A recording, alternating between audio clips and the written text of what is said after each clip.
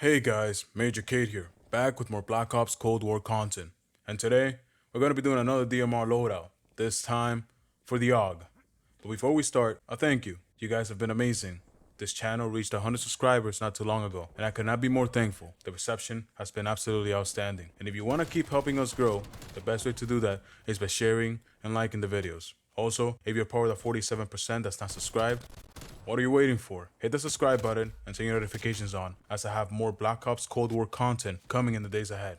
Now, let's get into the video. As with all of this DMR loadouts, a quick disclaimer. I'm starting to see various outlets and YouTubers push out the best class setups with some catchy thumbnail. Something you have to remember is that YouTube is a race, and it's about lasting a long time and being first. I'm seeing people recommend attachments that don't make sense. With a gun, they haven't even leveled up all the way yet. And I feel like it's starting to become a trend with all these campaign reviews and multiplayer reviews, best attachments, best this, best that, and it's all just for the views. And that's not what I base my channel on.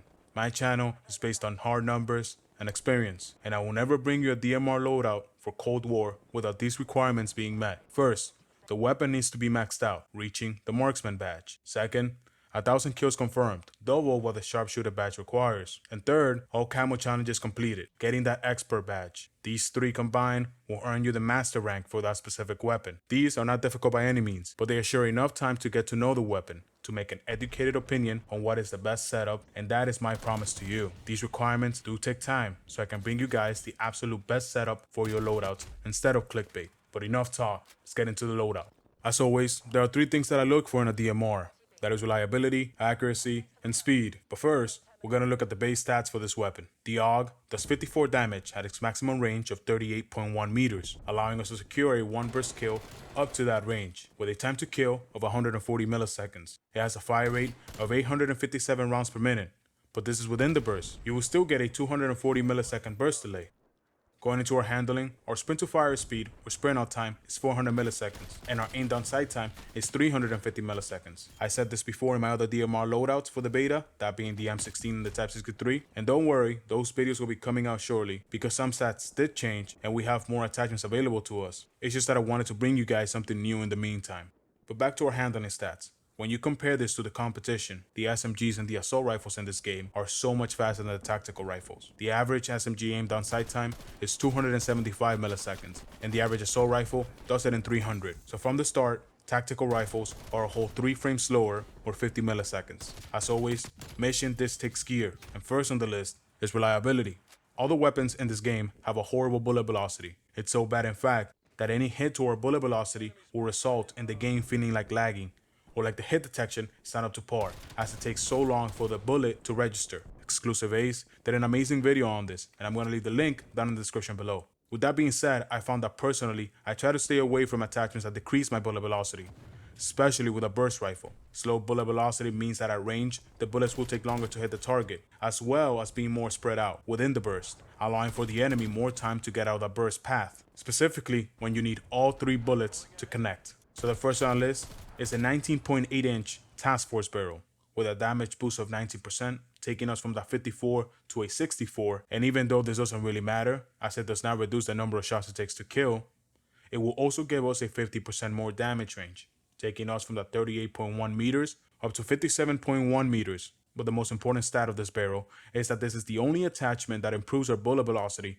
from 775 meters per second up to 1,162 meters per second, making our burst hit faster and tighter. It does come with some massive downsides, that being a 20% hit to our vertical recoil and a 15% hit to our horizontal recoil. Next up, it's accuracy. Taking a look at our recoil pattern,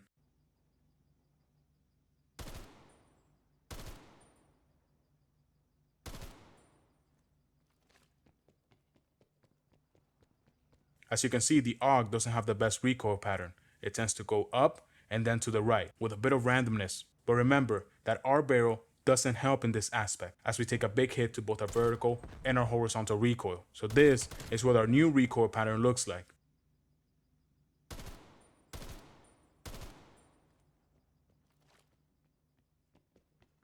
As you can see, we took a big hit with our overall vertical recoil magnitude and a minor deviation with our horizontal, but we got a tag team solution for this.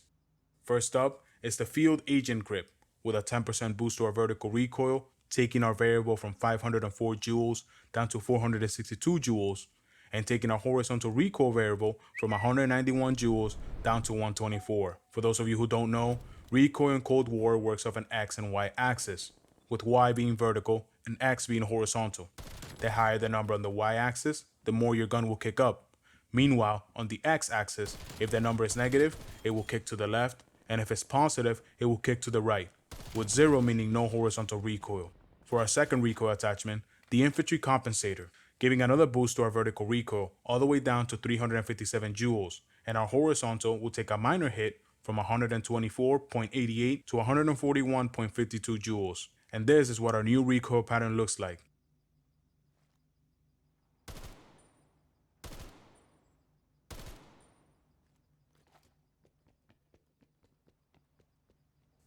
A bit better than the base, not as tight as I would like, but for CQB to mid-range, we should be able to coax it. And I know what you're saying, no silencer, but just take a look at this clip. Remember, the ping is old and fake news. As long as you keep moving and you're position fluid, you can make the enemy play straight into your hands. Don't fall for the silencer meta. Go loud and proud, Bobby. Loud and proud. Something I wanted to point out is that all the rapid fire barrels will hurt you more than help you. That would be the 18.5-inch rapid fire, the 18.2 strike team, and the 17-inch titanium. They won't shorter your burst delay, just speed up the actual burst, and most of them will hurt your effective damage range, turning this into a 2-burst kill more often than not, so try to stay away from them. The last thing on the list is speed, and God do we need all the help we can get. Starting off with an airborne elastic wrap, with a whopping 30% boost to our aimed on sight time, taking us from the elephant slow 350 milliseconds down to a competitive 245 and a 90% flinch resistance. There is no flinch in Cold War. Your aim won't kick up like in previous Call of Duties. There's just some flashes, as well as some screen effects. This doesn't really help, but it doesn't hurt. So that's that. We also get the ability to aim while going prone. I'm not sure how useful that is. For our downsides, we take a hit to our strafing speed from 6.16 miles per hour down to 5.06, and a 3.5 frame hit to our sprint to fire speed from 400 milliseconds to 460 milliseconds. To bring us back in line, the Raider pad with a 30% sprint to fire boost, negating the effects of our elastic wrap, taking that 460 millisecond sprint out all the way down to 340 milliseconds, and improving our walking speed from 3.28 miles per hour up to 4.49. And look at that, we're almost speed walking. The Raider pad will hurt our hip fire spread by 30%, but if you're hip firing a burst rifle, you need to get your life together, Bobby. You need to get your life together. And this is what a final AUG looks like. Look at that. All that junk in the trunk. But we're not done just yet. Even though there's a good all-rounder for most maps, I don't recommend that you take this to the sand dunes of Satellite. For our long-range kit, we'll be taking off the 19.8 Task Force barrel, losing out on that damage boost and that bullet velocity. Instead, adding the 19.6-inch match grade, taking our damage range from 38.1 meters and doubling it to 76.2 meters. How fast the bullets travel won't matter if we can't hit the target, as the 19.8-inch Task Force barrel comes with some heavy recoil cons. Taking a look at our new recoil pattern,